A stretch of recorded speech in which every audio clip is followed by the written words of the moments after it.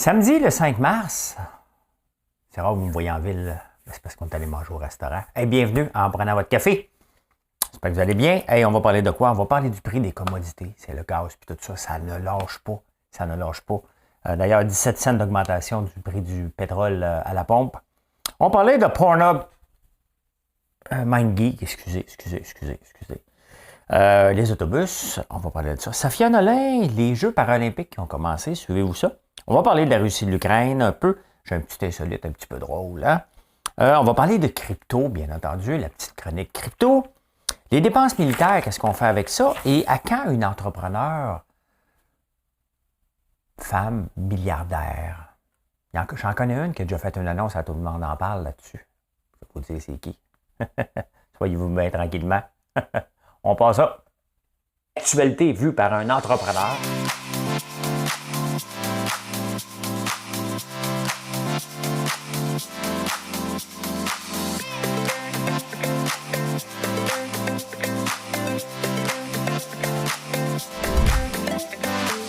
Ça bulle, parce que des fois j'ai des bulles, mais ça bulle.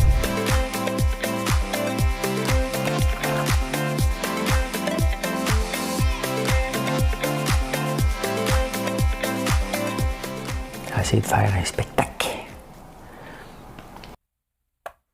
Oh, je travaille fort pour trouver des nouvelles dernièrement parce que mon application Pressreader n'est pas disponible. Ils ont dit que c'était revenu, mais ça semble être une super attaque. Il y a plusieurs censorship. J'ai pas le mot en français. Excusez, il est quand même 2h40 du matin.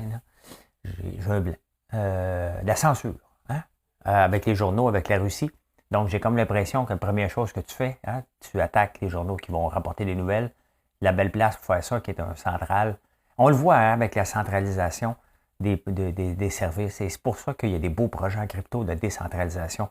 C'est parce qu'il y a un clown ici qui s'appelle l'ostrogoth en chef, qui a parlé de décentralisation et qui a viré ça au ridicule. Là. Mais la décentralisation, ça a du bon. Et là, on le voit que ça nous affecte partout. J'ai une petite toune pour partir ça. Hein? Je savais même pas que c'était lui qui chantait ça. Je vous chante ça. Madame Cahouette. Ne t'en fais pas, non, ne t'en fais pas. C'est toujours comme ça la première fois. D'abord on ne dit rien, puis on se dit tout. On a peur des chiens et on a peur du loup. Et tout là-haut, tout comme un drapeau, flottait sa chemise, ta jupe et tes bas. Ne t'en fais pas, c'est toujours comme ça, la première fois. Comme on était fatigué, on s'est allongé. Je vais arrêter, j'ai peur. J'ai peur de l'avoir bien chanté. Encore une affaire de première fois. Hein? Je pensais que c'était quelque chose, on a peur du loup. Hein? Le gros méchant loup s'en vient. Mais, ouais, c'est ça. C'est tout le temps des affaires d'amour et de sexe, des chansons. C'est Serge Lama qui chantait ça. Je savais pas que c'était lui. Hein? C'est lui qui chantait ça. C'est lui. Audio, parolier et interprète, Serge Lama, musique. Voilà. Ben, écoutez, je ne sais pas si je l'ai bien chanté. Moi, dans ma tête, c'est ça qui est la beauté, c'est que dans ma tête, j'ai l'impression que je l'ai bien chanté. Et des fois, je le sais que je la rate. Là, il me semble que je suis dedans. Je me donnerais une note de... Simon Cowell de American Idol me donnerait un 2, là. Moi, me donner un 3. Hein? Me donner un 3. Allez, on commence avec un graphique. Les commodités qu'on regarde presque chaque jour depuis le début de la guerre en Ukraine, je pense que je vais toujours le montrer parce que ça fait partie de nos vies. Regardez ici, hein? Le crude oil qui est monté encore de 7%. Le gaz naturel aussi qui monte. Bon, ça, c'est, regardez, tout le gaz. L'or qui monte tranquillement, 34, pas tranquillement, 2%. Les soybeans ont baissé. Le blé a augmenté encore de 3%. Le charbon, 13%. C'est du sérieux, là. OK? Ça ne lâche pas et c'est pas à veille de lâcher. La bourse en mange toute une volée. Les semences, je vous ai parlé de semences, il y a un agriculteur qui m'a écrit hier, justement, de parler des semences. Le prix de la poche d'avoine elle a triplé. L'année passée, une poche de graines de tournesol pour planter coûtait 220$. Cette année, 625$. Fait que j'ai décidé d'en prendre que 2 poches. Et le reste, je vais planter un champ juste que ce soit beau. OK? Ça va être des graines d'oiseaux. Je vais faire, je vais faire le test, ça n'a pas de sens. Là. Moi, juste acheter des graines d'oiseaux, m'en planter. M'en planter quand même 2 poches pour faire un peu d'huile, mais le risque est bien trop élevé. Là. Voyons donc, j'ai besoin à peu près de 20 poches. Ça n'a aucun sens que je prenne ce risque-là pour la première vraie saison de production de tournesol. J'en ai toujours planté du tournesol que pour le plaisir. Mais là, ça commence peut-être pour le fun. Là. 625$ la poche. C'est ça que ça. Puis ça arrive, il faut que je les commande là, parce que là, c'est là que ça se passe. Là. Hein? Fait que. Mais ça ne lâche pas. La plupart de vos placements à bourse sont près de voler. Mais moi, j'étais bagholder de vieux titres dans le pétrole que j'avais acheté il y a très, très, très longtemps. Très longtemps. Et de l'or aussi. Et je vais m'en sortir. Des fois, comme quoi, il faut être patient. Très, très, très patient. Imaginez-vous, je pense que je vais m'en sortir peut-être cette semaine au détriment de tous mes autres titres. Mais bon, regarde, les autres vont revenir pendant que je vais me débarrasser du vieux bois mort qui était là. Hein? Il y a en parlant de pétrole, une augmentation de 17 cents à la pompe. C'est aberrant et c'est choquant. OK? Je veux bien croire que les prix mondiaux ont augmenté, mais puis le Canada dit pas un mot, là. Les gouvernements, ni le Québec ne dit un mot. Pourquoi? Parce qu'ils amassent beaucoup de TPS, TVQ. En ce moment, le gouvernement, les plus grands gagnants, en tout cas au Canada, l'augmentation du prix du pétrole, bien entendu, et les entreprises. Hein? Mais il y a surtout le gouvernement avant tout. Là. Hein? Et on est parti d'une pièce et 20 le litre, à peu près on va avoir 2 piastres. Là. Ben, la TPS TVQ là-dessus est un petit peu plus élevée. Donc, il empoche énormément. C'est comme on fait le mort. OK? On va endurer ça le plus longtemps possible. Mais ça n'a pas de sens parce que le gouvernement, ici, le pétrole, n'est pas exporté beaucoup, le pétrole du Canada. Donc, puisqu'on utilise le pétrole du Canada ici et des États-Unis, il n'y a pas de raison que ça monte réellement à la pompe. Hein? Mais bon, il y en a qui en profitent. Comment qu'un baril de pétrole augmente, puis la même journée, le prix du pétrole, là, du baril augmente, on en est rendu habitué. On est habitué de se faire fourrer parce que ça n'a pas de sens. Hein? Donc, c'est une augmentation énorme. Et vous allez voir le taux d'inflation. Le taux d'inflation au mois de mars là, 2022, quand les chiffres vont sortir, ça va être astronomique. Là, OK? Tout augmenté. Tout a augmenté. Hein? Hey, MindGeek, c'est la compagnie sont dans le trouble. Hein? Ils se font poursuivre un peu partout parce que bon, il y a eu des vidéos téléversées qui étaient des jeunes enfants. Et là, il y a plusieurs juridictions d'un peu partout qui se mettent à l'attaque. Hein? Techniquement, ils sont protégés parce que ce n'est pas eux autres qui uploadent leurs vidéos, mais ils se font attaquer de tout partout. C'est quand même une... OK, on regarde le produit qui est quand même... Il y a beaucoup de gens qui y vont, là. Si on regardait les statistiques, là, je ne veux pas googler ça, mais on me ramasser avec ça, là. Parce que des fois, je vais vous ouvrir une page. Après ça, vous allez penser que je me tiens là-dessus. Fait que je ne m'entends pas d'ouvrir une parce que j'en ai pas. Mais c'est quand même une entreprise qui embauche presque 1000 personnes ici. Hein? Donc 400 ingénieurs, le reste, ça doit être des metteurs en scène. Là.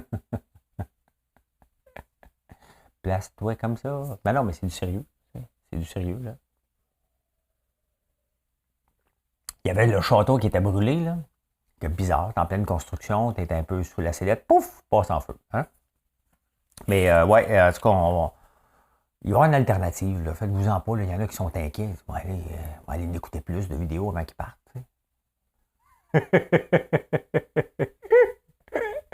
Il y a toujours des alternatives. À toutes.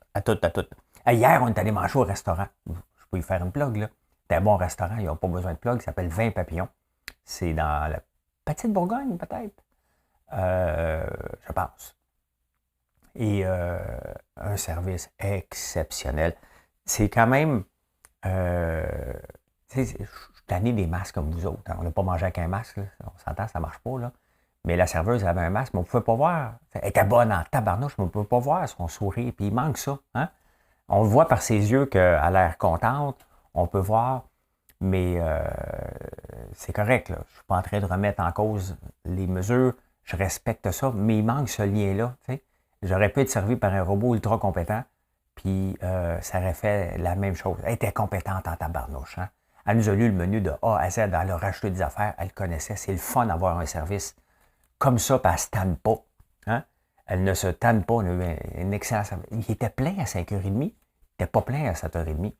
Peut-être parce que le prochain service c'était à 8h, puis on est parti à 7h30. Mais sincèrement, aller manger au restaurant à 5h30, c'est-tu la vie, ça? À 8h, on était ici. C'est la vie. C'est la vie. Hein? Quand on est revenu, j'ai remarqué les autobus. Je remarque que ça, les autobus, moi, parce que je trouve ça aberrant qu'on fasse rien. Hein? C'est nos taxes. Bon, les Montréalais, OK, moi j'habite à Montréal, mais dans toutes les villes que vous voyez des autobus vides, là, vous dites, hey, on a un bon service, dites-vous, si qu'on paye cher pour ce service-là. Ça n'a pas de sens qu'on continue avec des immenses autobus. Ça ne se remplira pas. Ça coûte cher, des gros autobus. À quand des petits autobus plus adaptés?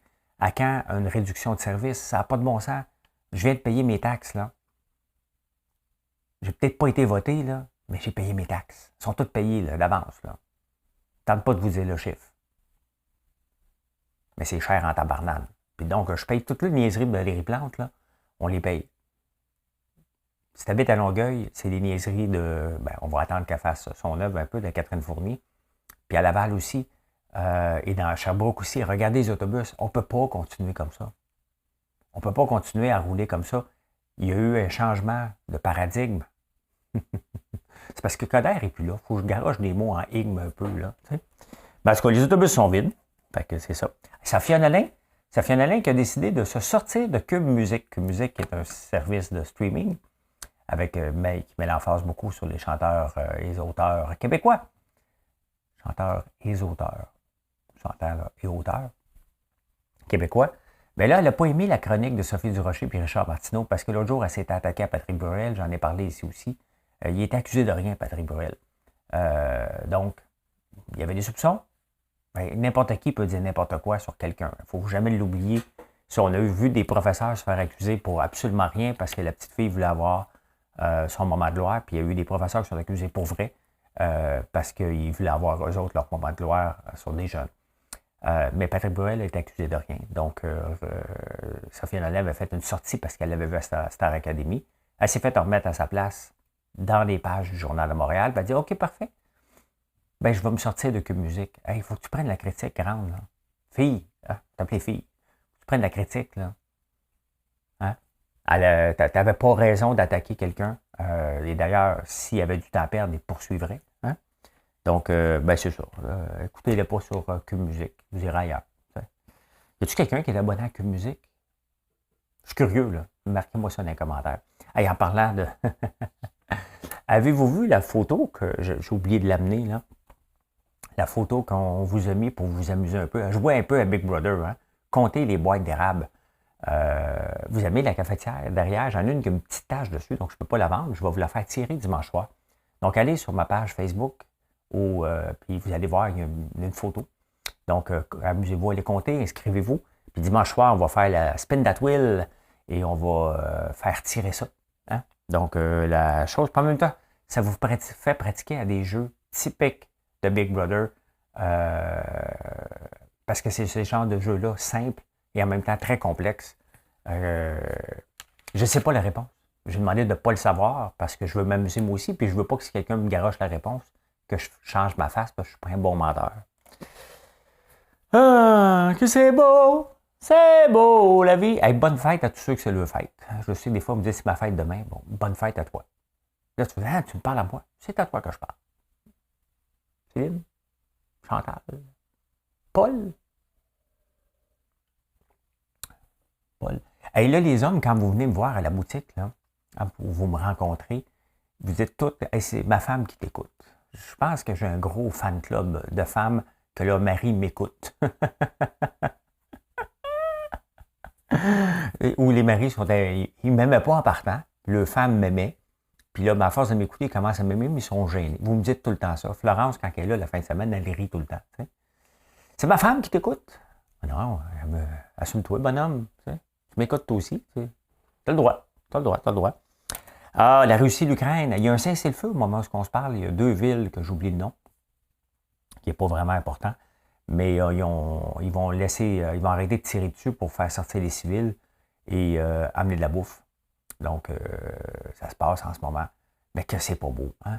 C'est pas beau. Et tu sais, c'est la première fois que je parle d'une guerre, moi, que je couvre. Je ne suis pas un journaliste, on s'entend, là, mais que je fais un bulletin de nouvelles où je vais couvrir une guerre.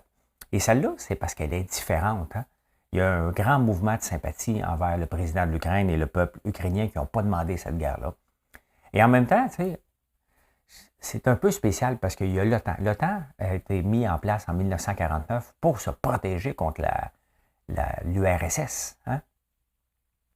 Et là, l'OTAN, l'Ukraine a demandé d'avoir un corridor de sûreté, tu sais, pour...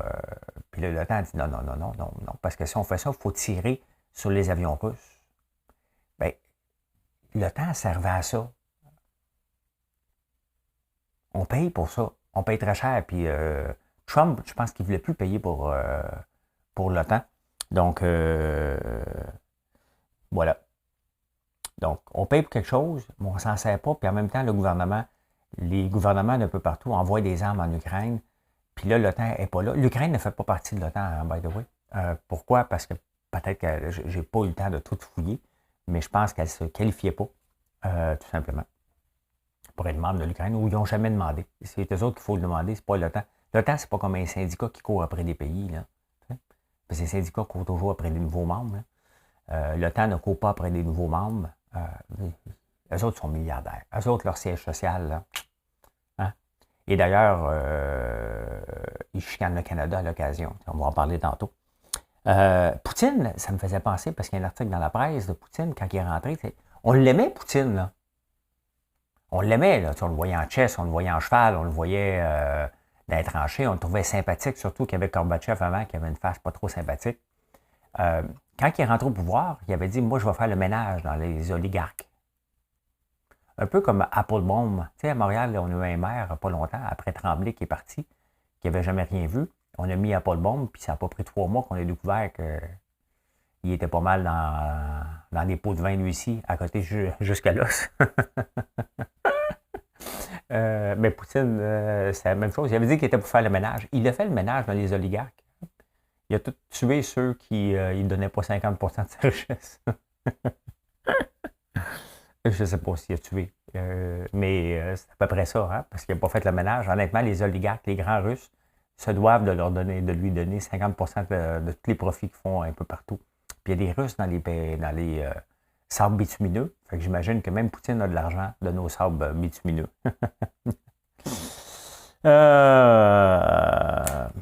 Mais il faut se poser une question, ça sert à quoi continuer à financer l'OTAN? Hein? Alors que là, il y a une situation majeure où on devrait taper sur la Russie.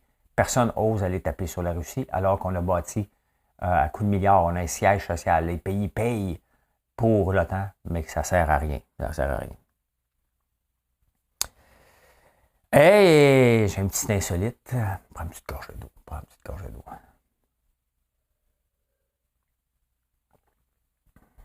Je regarde, pendant que je vous parle, là, je regarde constamment le prix des commodités.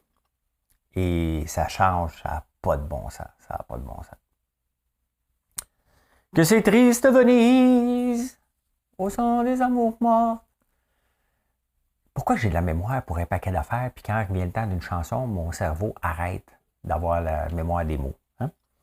Dans les insolites, ben, j'en ai rien qu'un aujourd'hui. Tesla a eu un rappel au mois de février, je l'ai manqué. Tesla n'a pas de muffler, bien entendu, mais il émet un son. Et il y a un boombox, donc ça peut servir comme le haut-parleur extérieur. Et pendant que tu accélérais, tu pouvais faire jouer des bruits de chèvre ou des bruits de pète. Fait que transport aux États-Unis n'ont pas aimé ça. Fait qu'il y a eu un rappel pour enlever ce son-là. Imagine-toi, tu t'en vas, tu entends les chèvres. Ou péter. Sincèrement, il y a des ingénieurs qui ont dit on va faire des bruits de pète. Y a-tu quelque chose de si drôle que ça, des bruits de pète? Hein? C'est pas. Hein, je trouve pas ça drôle, moi. Mais ouais, fait que c'est ça. Hein? On est rendu là. On est rendu là. On a des bruits de chèvre et des bruits de pète pendant qu'on roule sur l'autoroute. Bon, si j'avais une Tesla, puis j'avais ce bruit-là, je l'utiliserais. Mon niveau de maturité est assez bas des fois. Hein? Hey, en crypto, on regarde ça, la crypto, qu'est-ce qui se passe? Ça a planté hier encore. Mais c'est ça, la crypto, ben, les marchés ont planté aussi, mais hier, ça a planté solide. Regardez, là, sur 5 jours, hein, on a monté puis on a redescendu. Ça fait comme un dos down à peu près. Là, c'est stabilisé à 39 000. Je rappelle qu'au mois de novembre, on était à 69 000. Hein? Ça, c'est du US. Il y a vraiment des projets qui s'en sortent mieux, puis de beaucoup, beaucoup mieux. Puis il y en a un vraiment, une star en montée, qui compte maintenant pour 2% de toutes les transactions crypto. C'est le titre Luna, la plateforme Luna. J'en ai un peu d'argent, pas beaucoup là-dedans. Je vous en parle, c'est là que Encore Protocol et que Whitewell et entre autres. Donc, il y a plusieurs autres choses d'intéressantes. C'est le réseau le plus financier et le plus intéressant pour moi. Mais c'est assez spécial. Ça bouge beaucoup, beaucoup, beaucoup. Il y a pas, on se promène dans le rouge et dans le vert. Les marchés boursiers sont fermés. Hein? Samedi, dimanche, la crypto roule 24 heures par jour. Donc, mais qu'est-ce qui se passe aujourd'hui? Qu'est-ce qui se passe de bon? Ça, c'est les mêmes coins. C'est pas mal 2%, c'est des peanuts. Vous savez que le Bitcoin est sorti en 2010, hein? Ou à peu près. En 2010, il valait 0,008. Là, aujourd'hui, il en vaut, mettons, 40 000. Donc, en 2010, tu avais acheté 125 Bitcoin pour 1 $. Aujourd'hui, ça vaudrait 5 millions. Le problème, c'est que tout le monde pense, tout le monde qui parle du Bitcoin, dans l'entourage de ceux qui connaissent la crypto-monnaie, nous font croire qu'ils l'ont acheté en 2010 et qu'ils l'ont gardé, qu'ils n'ont jamais touché. Hein? C'est pas vrai, là. Il y en a très peu où j'aimerais bien ça connaître le gars que ça, mais il ne doit pas en avoir beaucoup, beaucoup, beaucoup, beaucoup, beaucoup, beaucoup. Il y en a peut-être qui en ont acheté à 100, pas à 200. Moi, je suivais depuis le début. Je n'avais pas confiance pour 5 cents à ça, là. Et d'ailleurs, je suis en crypto, mais vraiment d'une façon, je marche sur des œufs. Là. Je me suis fait brûler un peu. Il y en a des gens qui ne jurent que par des bitcoins, on les appelle des bitcoins maxi, ils sont un peu timbrés, eux autres. Là. Eux autres, là, si tu parles d'autre chose, là, ils t'attaquent. Là, hein? Ils t'attaquent. Eux autres, c'est comme s'ils défendent. Il y a comme une clôture alentour du bitcoin. Hein, que si tu touches à autre chose, c'est un cave. Il y a beaucoup de caves. Hein? Le mot cave est pas mal véhiculé dans le monde de la crypto. Mais je pense sincèrement que le titre Luna a un beau futur. Vers où est-ce qu'il va y avoir en denti? Ben oui, il va y avoir en denti. Est-ce que les mêmes coins vont bien aller à un moment donné? Je doute. Je doute. Moi, j'ai payé, regardez, on est à 2410. Là, bon, pas capable de dire ce chiffre-là. Mais j'ai payé 500 Shiba. Donc, j'ai fait un peu d'argent avec. Mais je ne l'ai pas vendu. Là, parce que c'est, pour faire de l'argent, à un moment donné, il faut vendre. Pour faire de l'argent, il faut vendre. Pour faire de l'argent, il faut vendre. Mais non, c'est tranquille. Il n'y a pas de grand mouvement. C'est tranquille, c'est flat. Donc, est-ce que ça va planter? Ainsi va la guerre. Ainsi va les marchés financiers. Et la crypto est un marché financier. Donc, ben voilà. On va voir. C'est certain que des placements, c'est toujours à long terme. Il faut toujours regarder. C'est difficile de prédire le court terme, mais il ne faut jamais désespérer. Regardez, j'ai investi dans le pétrole en 2012, peut-être. Ça a planté. Et je perdais énormément d'argent sur 2 titres. Et là, je pense cette semaine, malheureusement pour l'ensemble de mon autre portefeuille, je vais récupérer ces 2 titres-là. Donc, si je fais un profit, je vais probablement mettre une partie dans Encore Protocol en stablecoin à du 20%. Je n'essaierai pas de faire du 150 millions de pourcentage. Là. On le sait très bien que ça ne dure pas, ces affaires-là. Donc, voilà. Hey, dépenses militaires, c'est le moment où il y a une guerre qu'on doit regarder et que les pays nous tapent sur les doigts, sur nos dépenses militaires, puis on regarde. Puis il y a des journalistes incompris qui disent, bien là, le gouvernement, il faudrait qu'il augmente ses dépenses militaires parce que là, on n'en a pas assez et on est désuet. Depuis 35 ans, les dépenses militaires dans le monde ont baissé je regarde les chiffres, là, de 4,2% à 2,4% du PIB. La plupart des pays ont coupé de moitié leurs dépenses militaires par rapport à leurs revenus. Est-ce que c'est bien, c'est mal? C'est comme si on s'armait se protéger contre la concurrence là, en affaires. Le problème, c'est tellement de détraqués dans le monde. Là. On se protège contre la Corée du Nord. On se protège contre la plupart des pays de dictature de l'Afrique. On se protège contre les coucous au Venezuela. On se protège contre un autre pas fin au Brésil. On se protège. Il y a tellement de pays, il y a tellement de coucous à la tête des pays que si on commence à vouloir être prêt à aller dans toutes les guerres, on ne finira jamais les dépenses militaires. Fait que non, je ne pense pas que vous autres non plus, vous voulez que le gouvernement dépense davantage. D'ailleurs, le gouvernement se fait taper justement ses doigts par l'OTAN. L'OTAN voudrait que chacun des pays dépense au moins 2%. Mais tu sais, on s'entend, là. Hein? L'OTAN, c'est pour être prêt à attaquer la Russie. Là. Les lobbies d'armes à feu doivent coucher avec tous les membres de l'OTAN. Là. C'est pas d'être conspirationniste. Là. Ils doivent pousser en tabarnouche. C'est une place que tu dois aller pousser si tu es un lobbyiste. Mettons que l'OTAN, ça serait ils distribueraient du popcorn à travers le monde, ben, je cognerais leur porte régulièrement. Là. Bon, ben, c'est ça. L'OTAN est là pour pas pour déclencher des guerres, mais c'est pour se protéger. Donc, si tu veux te protéger, tu as besoin d'un armement. Fait que c'est certain qu'eux autres, ils poussent pour avoir 2%. Le Canada est à 1,4%. Puis selon moi, c'est encore trop cher. Hein? On a autre chose à faire. On fait notre part. Regardez, on envoie des armes à l'Ukraine.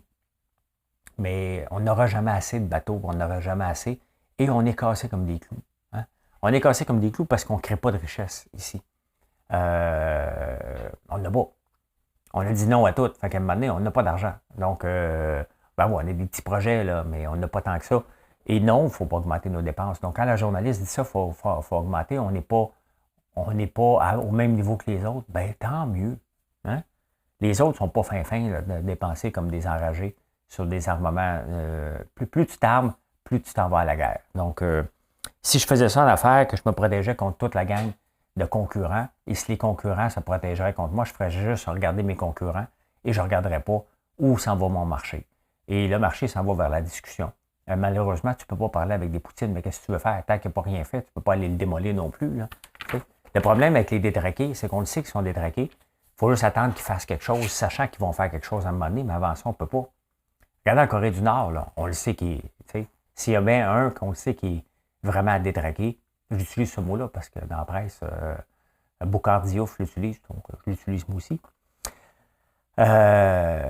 Qu'est-ce qu'on fait? On le regarde aller, là, c'est comme un amusement. Là, okay? Quand est-ce qu'il va nous péter une bombe nucléaire quelque part? On ne le sait pas, mais il n'est pas fin, là. Est-ce qu'on va l'attaquer tout de suite? Ben non, on ne peut pas. Donc, voilà. Et dans la presse, parce que c'est la journée de la femme, ben bientôt. Hein? Donc, on commence à parler c'est le 8 mars. Elle le sait. On commence à parler des... Comment ça se fait qu'il n'y a pas d'entrepreneurs milliardaires ici, au Québec? Hein? Ben, pourquoi triper tant que ça sur le milliard en partant? Hein? Moi, je n'ai jamais voulu être milliardaire. Là. Quand je voulais me lancer en affaires, comme à peu près tout le monde, je voulais être riche. OK? Un coup, tu l'atteins, cette richesse-là. La richesse, là, c'est quoi pour vous? Être riche, ça peut être un chiffre ou ça peut être un style de vie d'avoir la liberté. Je ne regarde pas mon compte de banque à tous les jours. Ça ne m'intéresse pas. C'est pas ça qui me définit. Je me lève en pleine nuit pour faire des bulletins de nouvelles parce que je m'amuse et j'aime ça. Okay? J'aime ça, ce que je suis en train de faire de bâtir une entreprise. Est-ce que mon entreprise actuelle va se rendre vers le milliard? Hey, je serais le plus grand surpris. C'est sûr qu'on a tout ce qu'il faut. Hein? Si on regarde Bath & Beyond avec les bougies et les savons, on pourrait juste aller là-dessus. Si on regarde avec le baume à lèvres, on pourrait avoir un succès mondial. On va en avoir un, là. Ça prend du temps. Ça prend du temps. Les cosmétiques qu'on a à l'érable, il y a moyen de faire de quoi? Nos produits d'érable qu'on fait, qui sont déjà extrêmement populaires, puis on est en train d'ouvrir de plus en plus de marchés. Mais le milliard, c'est loin à tabarnouche. Hein?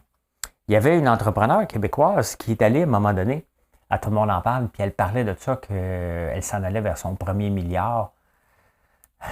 Elle avait dit ça à Guilla Lepage. Est-ce que vous savez c'est qui?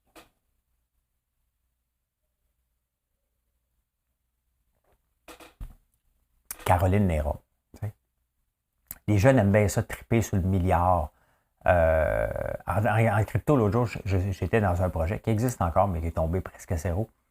Il y avait à peine 4 millions de capitalisation, puis il parlait on s'en va vers notre premier triard. Lui avait sauté le milliard. Hein. Hey, calme-toi, bonhomme. J'aimerais ça lui redonner la phrase en pleine face. Là. Maintenant que ça vaut à peu près 3 piastres, sa plateforme. Milliard, c'est pas important. Le premier nom qui venait en tête de la journaliste, lorsqu'ils ont brainstormé dans la presse, c'était Judith Fetzner de Cookit. Hein? Est-ce qu'elle va être la première femme? Bien, c'est sûr que si son entreprise va à la bourse et que Cookit va bien, puis Cookit, je peux vous dire que ça va très bien. Pourquoi? Parce que je suis un des fournisseurs de Cookit et on vient de recommencer avec nos gaufres, entre autres à l'érable, et nos popcorn, nos meringues. Et les commandes sont 8 fois plus grosses que l'année passée. Donc, je peux vous confirmer que Cookit va très bien. Mais avant qu'elle ait atteint le milliard, et c'est parce qu'il n'y en a pas de femmes milliardaires. Il y en a une, c'est une héritière. Il y a 25 hommes milliardaires au Québec. Donc, on pense à Couche-Tard, Jean Coutu, la famille Saputo, Guy Laliberté. Mais, puis ça me fait rire lorsqu'on parle d'argent. Hein, tout de suite, il dit, ben non, les femmes, ils pensent plus aux conciliations travail-famille. T'es qui pour décider que vous pensez plus à ça que nous? Moi, là, la conciliation travail-famille, je l'ai toujours fait. Okay? Tu ne fais pas ta conciliation travail-famille quand tu n'aimes plus ta blonde. Okay? Quand tu passes plus de temps, là, quand tu ne veux pas passer du temps avec ta famille, pose-toi une question. Tu ne veux peut-être pas être avec ta famille. C'est plus ça. Là. Moi, je n'ai jamais débalancer ma famille. Est-ce que la vie d'un entrepreneur, c'est du 9 à 5? Non. Hein? C'est peut-être du 3 heures du matin à 6 heures le matin. Tu repasses du temps avec ta famille, tu t'en retournes travailler. Il n'y a pas d'horaire stable. Donc, c'est certain que si tu vises du 9 à 5, c'est pas pour toi. Et non, ça ne fait pas de différence. Mais c'est sûr que la femme, elle doit aller coucher. Là. Il y a vraiment une grosse différence à un moment donné. C'est que la femme, elle doit l'accoucher, le bébé. Là. Fait qu'elle ne sera pas là. Hein? Mais des pères qui prennent congé, c'est pas ça l'excuse. Okay? C'est qu'atteindre le chiffre de 1 milliard, c'est énorme. C'est des grosses entreprises et ça prend du temps. Puis il reste que l'entrepreneuriat au féminin, c'est quand même assez nouveau. Il y a de plus en plus de femmes qui se lancent en affaires, mais ça reste relativement nouveau. Puis regardez, ceux qui trippent trop sur le milliard, là, il y avait Caroline Néron. Et puis je ne veux pas remettre son nom parce que c'est une bonne personne. OK? Mais bon, elle l'avait dit. Si tu le dis, puis tu le dis à heure de grande écoute, ça se peut que je le réutilise une couple d'années. Il y avait Hélène Gamache, hein? La jeune millionnaire, qui elle aussi est disparue dans les anges. Là. Elle n'est pas décédée, c'est parce que la dernière fois que j'ai vu sa page Facebook, c'était des anges. Là. Elle est partie de vouloir être milliardaire à des photos d'anges. Et je suis en train d'écouter une série Dropout sur Disney, sur un autre qui voulait être milliardaire. Hein? Elisabeth Holmes de Terranos. C'est pas ça, de se lancer en affaires. C'est de vivre de sa passion. Et ça se peut que ta passion t'amène vers là. Quand Jean Coutu s'est lancé en affaires, là, puis en passant, Jean Coutu a à peu près 93 ans, là, il est peut-être milliardaire, mais ça fait un méchant bout de temps qu'il roule sa bosse. Donc, c'est pas facile d'atteindre ça. Est-ce que c'est Cookit qui va l'avoir en premier? On ne le sait pas, puis c'est pas si important que ça. Hein? Est-ce qu'il y a de plus en plus de femmes en entrepreneuriat? Oui. Est-ce que c'est bien, c'est mal? Ça veut dire qu'il y a plus de femmes. Il n'y a rien de bien ni de mal. Ça veut dire qu'il y a plus de femmes qui ont le droit de rêver et que c'est un monde moins d'hommes. Parce que vous pensez, vous autres, qu'il y a un boys club. Il n'y en a pas de boys club, mais tiens pas avec aucun homme d'affaires, mais tiens avec des gens. Il y en a qui sont des hommes d'affaires, puis il y en a qui sont pas des hommes d'affaires, hein, ou femmes d'affaires. Là. Je me tiens avec des gens, moi. Tu sais. Fait que, ben voilà comment j'ai vu l'actualité. Hey, allez voir la photo, allez vous amuser. Hein? Vous aimez ça, vous amusez à la Big Brother, ben, on l'a fait un petit concours exactement comme ça. C'est le pur amusement. C'est aussi pour vous dire ben, qu'on a la boîte d'érable, c'est le moment, parce que c'est le temps de l'année, les cabanes à sucre commencent à se remplir. Puis tantôt, je m'en vais en campagne, à la campagne. Hey, bonne journée tout le monde. Merci d'être là. N'oubliez pas de faire un like. Je ne l'ai même pas demandé encore. On arrive à la fin. Hein? N'oubliez pas de vous abonner. C'est très gentil de votre part. Bonne journée. Bye. On va faire comme Denis Lévesque.